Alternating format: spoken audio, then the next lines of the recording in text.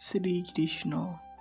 এই নামটা শুনলেই মনের মধ্যে এক অদ্ভুত শান্তি নেমে আসে।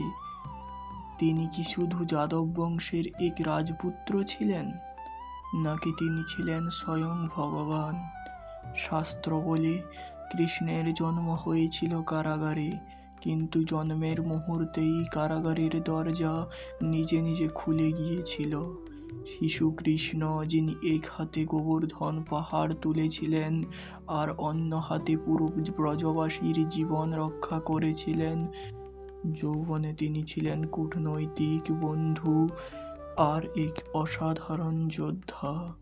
তিনি নিজে অস্ত্র ধরেননি, তবু পুরো মহাভারতের যুদ্ধের গতিপথ তিনি নির্ধারণ করেছিলেন। গীতা, যা আজ পৃথিবীর সবচেয়ে গভীর দর্শনের একটি, একজন মানুষকে এত গভীর জ্ঞান দিতে পারে? কৃষ্ণ বলেছিলেন, আমি জন্ম নেই, আবার জন্মের ঊর্ধ্বেও আমি। তাহলে প্রশ্ন উঠে, শ্রীকৃষ্ণ কি ইতিহাসের এক মানুষ, নাকি সময়ের ঊর্ধ্বে এক চিরন্তন সত্য? এই প্রশ্নের উত্তর খোঁজার পথেই আমাদের যাত্রা শুরু। এই রকম রহস্য, জ্ঞান আর ভাবনার ভিডিও পেতে কৃষ্ণ এনিগমা ডাইমেনশন চ্যানেলটি এখনই সাবস্ক্রাইব করুন।